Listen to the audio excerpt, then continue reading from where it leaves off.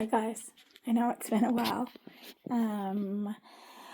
but we just had Mother's Day, or some of you guys will have it tomorrow. Look, I started this channel talking about infertility, and kind of wanted to say where I'm at.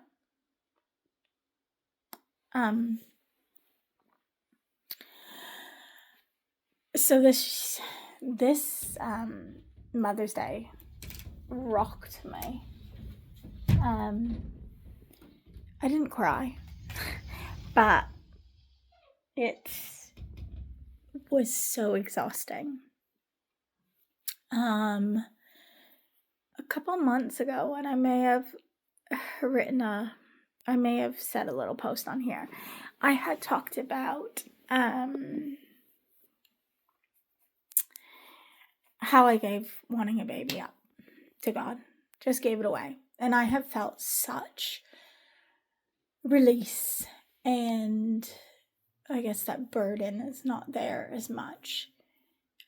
Just being like, God, take it away, you've got it. And I feel like that is what's made me cope without bursting into tears this year. Because on that day I gave it up to God, I did have a massive cry. And that was all on like my pre-menopause. So that was all brought on by that. And I have a nail coming off and it's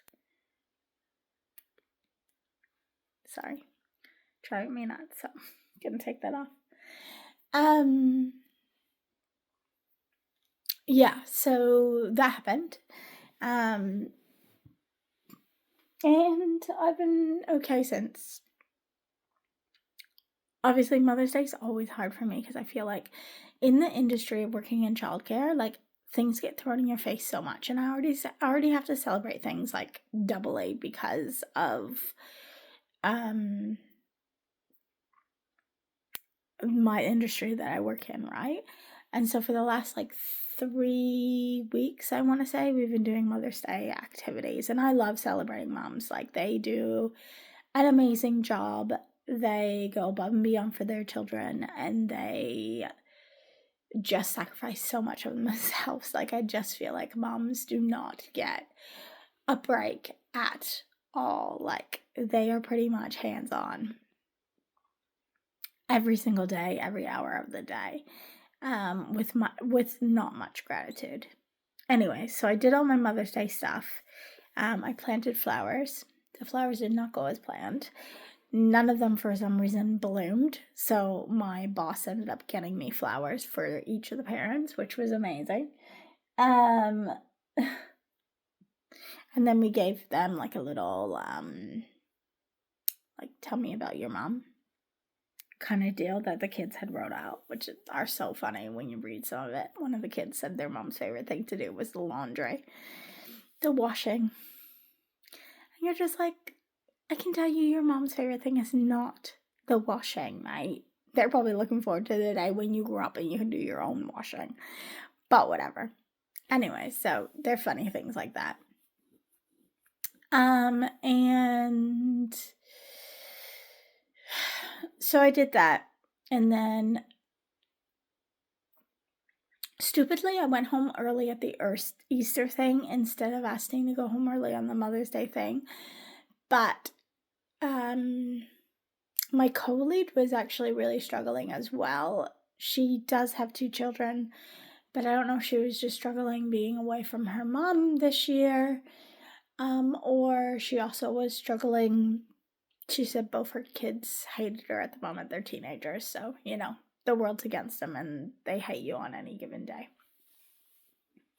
And so she didn't even feel like she could read a Mother's Day book, which I was totally going to read, but then ended up going on like non-contact or on lunch or something like that. So somebody else read it for our kids, which is great. Anyway, I actually was so exhausted at the end of that day. I actually almost cried when I got asked to stay. Like, I had to stay back like 20 minutes. I was trying to put up photos. Couldn't put up photos, was getting frustrated. Just wanted to leave because I just was so overwhelmed by the day.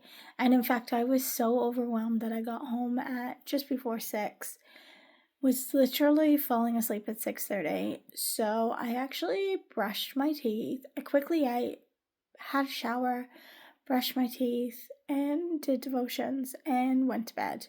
And I slept from like 7:30 that night till 8:45 the next morning. So it was a really big sleep, but I was completely and utterly exhausted. Didn't want to be or talk to anyone yesterday. My saving grace has been doing puzzles actually, just helping me to disconnect and shut off my brain because I need to concentrate on this. I can't concentrate on anything else. So that's one thing puzzles are really doing, which is amazing. I am watching TV shows as well. I finished The Lying Games and I'm on The Heart of Dixie, and which I have already seen, but I'm rewatching these shows. Anyways, about 2 weeks ago was Infertility Week. Now, I've never thought about it before, how close infertility and Mother's Day are together. Like, why is Infertility Week and Mother's Day so close to each other? Like, that knocked me as well. Because obviously I was thinking about all my Petrie, Popsicle, Snowflake, Hope, Daisy, Faith, the embryos that did not work, and putting up photos of them and just talking about it. I've always been very authentic and realistic about my journey. And so, I've just gone through that. And then it was Mother's Day. On a plus side, I was able to go to church today. There's a little bit about Mother's Day, but felt really good at the end of it. But had this weird thing during worship. And I'm not going to get hung up on it or anything like that, but I'm constantly giving God like this whole, like, this is, anytime I think of a baby, like, this is your thing. This is your thing. Like, if you want it to happen, it'll happen. And it feels odd for me because, I'm in premenopause now. I take estrogen gel every single morning. I am taking progesterone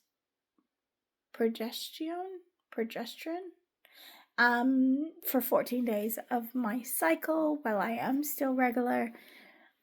Apparently I could still get pregnant, but it just seems crazy. And then I had these weird thoughts today about, like, my aunt and somebody else that I knew, like, getting pregnant at, like, 50. Some of this might have been brought on. I just had a friend who does watch this, who's just had a baby, and she's an older mom. Not as old as me, but she is an older mom. And then, like, I was thinking about, like, my aunt who's, like, in her 70s and has a 20-year-old, so she would have been, like, 50 or really late 40s, like, around my age when she had her child. Not that I have a potential partner for even that to happen. But, yeah, anyways, sitting in church, worshiping, praying. There was a couple times in church I thought I was going to cry. There was talk about it in a second. And I just got this picture of me with a swollen belly. It was the oddest thing in the world.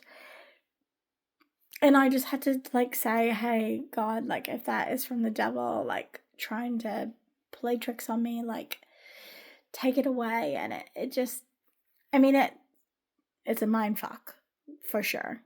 But, it gives me hope, reminds me, like, I've just been reading a lot about, I don't even know why I've been reading a lot, but a lot of stuff has been coming up about, like, Sarah having a baby in her 80s don't get me wrong, I'm not having a baby in my 80s.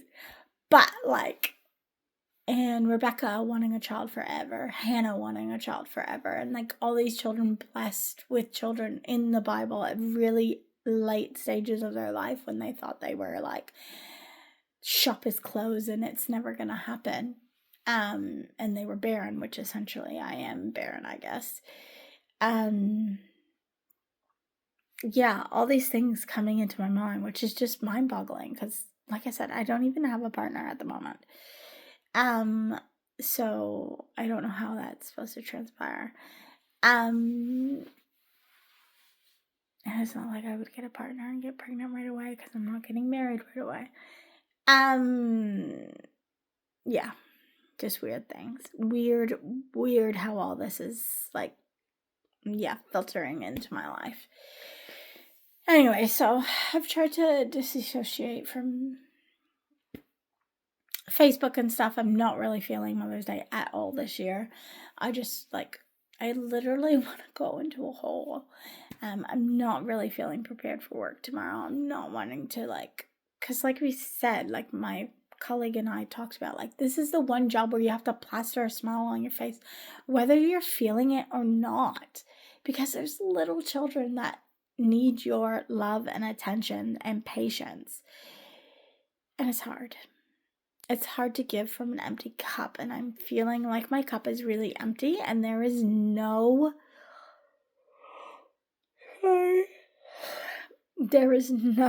long weekend until October. And there is so much that is happening. My house is now going on the market. There's potential buyers coming through on Wednesday. I do not need to move out till November 30th. They have to respect my contract unless they do a deal with me to get me to move out sooner. But I can't be penalized for that. If they do, that'll be negotiations. But yeah, it's crazy and it's upsetting, and I'm really hoping that God's going to do something amazing and someone's going to take over the lease that wants a tenant and will keep me in here. But we'll just see what happens. Today I'm doing Strong Discipleships, which is a devotional out after church at 11:30 to 12:30. It's kind of like Alpha. You see a little video and then you talk about things. And they were talking all about, like, families. And so many of the questions, when we actually ask questions, like we are in a small group of 4, I think there's going to be 5 of us, maybe? I don't know. The leader, and then, yeah. My pastor was the leader today. She's going to be in and out of our group, but she is in our group. She will miss a few.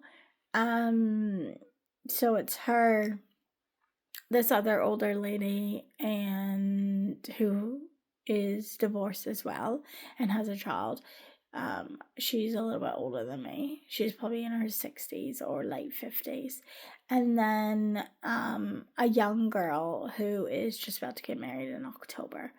Anyway, so it was on families and, like, asking questions about, like, culture and like how that has impacted, like, our belief systems and what we believe about families and the lies that culture tells us, and, like, our legacy and what we want to be left behind, what we want to leave behind. And, like I said, like, the one thing I want to leave behind is, like, unconditional love, to accept people for who they are, which people who are in my life, that's what I want them to take from me, that I accept them for who they are. And that doesn't mean that they're perfect, because I'm not perfect. That doesn't mean that they don't disappoint me, because I'm sure I disappoint them. And it doesn't mean I agree with everything, because I'm sure they don't agree with everything of me. But that I love and accept them and, meet them where they are. Like, really value relationships. Yeah, and I almost started crying because I started talking about how, the lies that I was told, that I was literally nothing.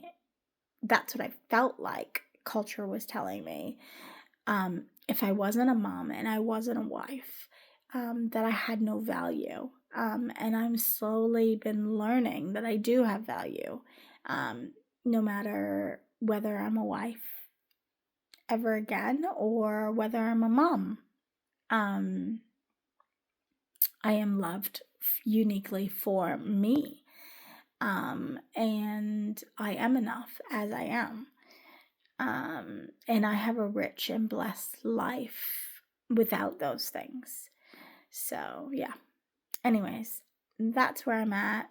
I'm exhausted. I'm going to bed. I'm on the 7:30 shift, and the trains are every half an hour at that time. So, 7:15 shift. So I have to leave my house either by 6:27 or 6:57. So I need to go to bed. But yeah. Anyways, I just wanted to give you an update on where I was. This is probably only the second time I've gone to church in like 20 years on a Mother's Day. Yeah. Probably since 2009 when I started trying to have a baby. So I guess that hasn't been 20 years. It's been, I don't even know how long it's been. It's not 20 years till 2029, so I guess it's been 17 years. But yeah. Anyways, that's where I'm at. Have a good evening. And have a good Mother's Day. You rock. Don't forget that.